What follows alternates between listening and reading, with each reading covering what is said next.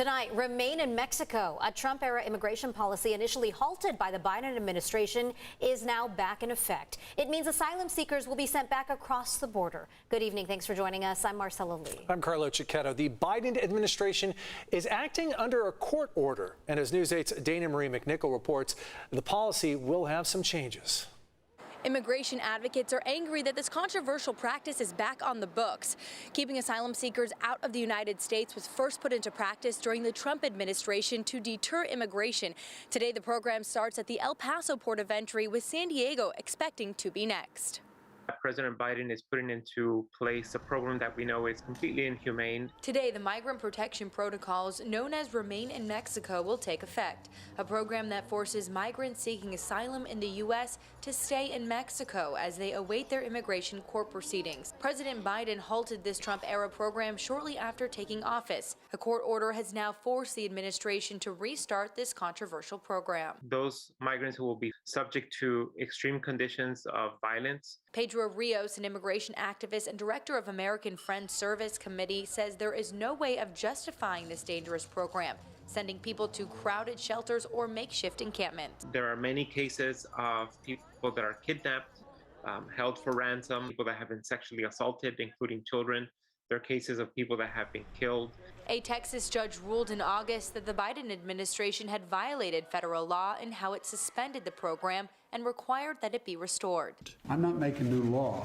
I'm eliminating bad policy. In total, roughly 70,000 immigrants have been forced to return to Mexico under the policy since 2019. Exemptions to the program include people with disabilities and the elderly. It's unconscionable that the Biden administration would want to not only restart the program that they spoke against, but also are expanding it, going beyond the court order that they are saying that they are complying with. Before Mexico reluctantly agreed to re-implement this program with the U.S., the Department of Homeland Security first had to make humanitarian changes, including providing COVID-19 vaccinations for migrants, ensure shelters are safe and secure, and make sure each case takes no longer than 6 months with better access to legal counsel. The Department of Homeland Security is appealing this court's ruling, but it's not clear when a decision will be made. Homeland Security is in touch with immigration advocates who say they expect this policy to reach San Diego next week. Dana Marie McNichol, News 8.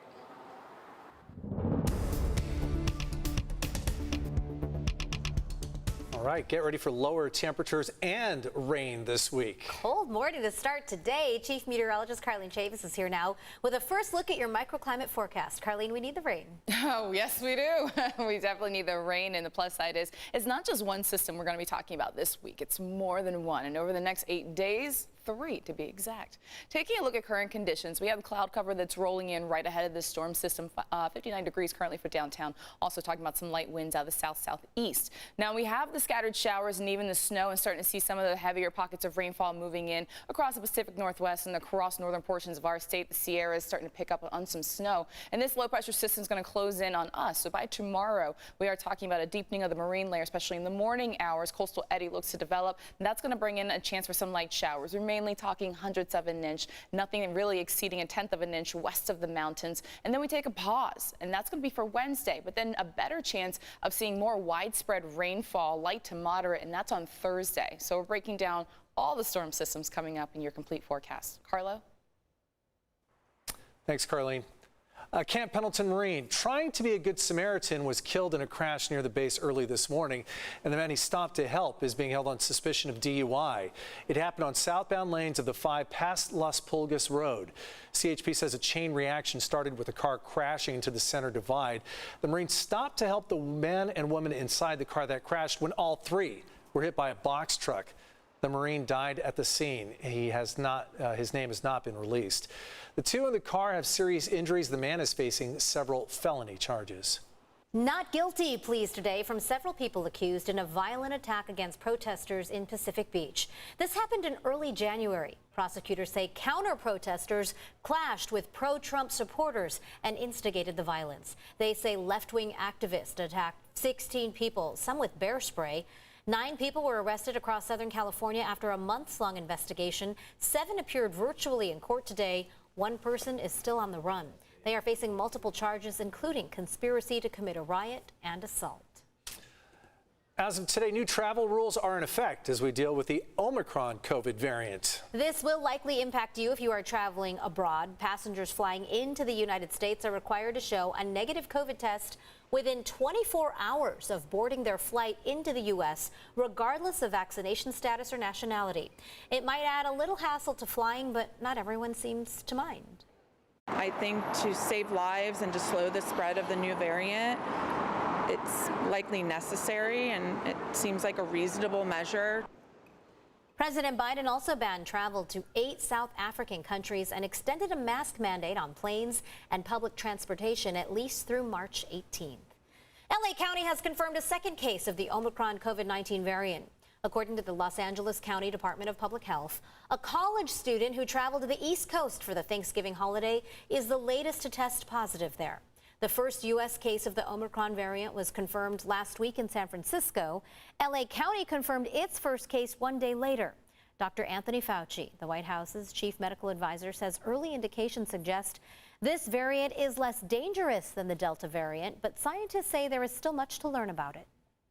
A 3-year-old colt that came under scrutiny for a positive drug test after a victory at the Kentucky Derby has died. The colt's trainer says Medina Spirit suffered a heart attack while finishing a workout at Santa Anita in LA County. Medina Spirit finished second in the Breeders' Cup here at Del Mar last month. A full necropsy is expected. John Howard will have more on the death of Medina Spirit coming up later tonight in sports. We now know the name of the new Aztec Stadium. Yeah, get used to hearing it. Snapdragon Stadium. Snappy name, you might say. Today, SDSU announced Qualcomm acquired the naming rights, and Snapdragon is Qualcomm's consumer brand that brings technology to mobile phones, gaming devices, and cars. The deal has a price tag of $45 million. It's a 15-year agreement at $3 million a year. An Indiana woman and her boyfriend who caused an uproar when they went off the grid in San Diego for 4 weeks are opening up to News 8 about what they've been going through. The woman's mother flew here to San Diego to find her, and on Friday night, her mom was successful. News 8's David Goffredson sat down with 20-year-old Latacia Norris to talk about the case that made national headlines. We had been staying in Chula Vista on this side of the highway where there's absolutely no people. The reason Latacia Norris and her boyfriend Joey Smith did not call home for 4 weeks was because they were homeless, living in a makeshift shelter in Chula Vista. It is very tough being homeless out here, especially figuring out how are we going to eat today? How are we going to just live day to day and survive? Latacia's mother, Cheryl Walker, was worried her daughter might be dead until Latacia finally sent her mom a text message on Friday night using a borrowed cell phone. So I was just sitting there and I got a text and I saw it. It just said, "Hey mama, it's Tasia," and honestly didn't even read the rest of it. I just hit dial. I don't think she knew what to feel at that moment, but it was a lot of tears, but definitely happy that she didn't have to see the worst happen. Latacia says she never knew her mom flew out from Indiana to look for her, but she's glad she did. I am eternally grateful that my mother has the strength and the care and compassion and love for me to come and look for me when she hasn't heard from her daughter in a month. Part of the mother's concern was the couple had a history of domestic violence, and the boyfriend had come to San Diego to enter rehab. I have never been a danger or a harm to Latacia, and I will always put her first. And so whatever she wants to do and whatever's going to be best for us as a couple, I will do. Cheryl wanted to say thank you to the community and everyone who helped search for her daughter.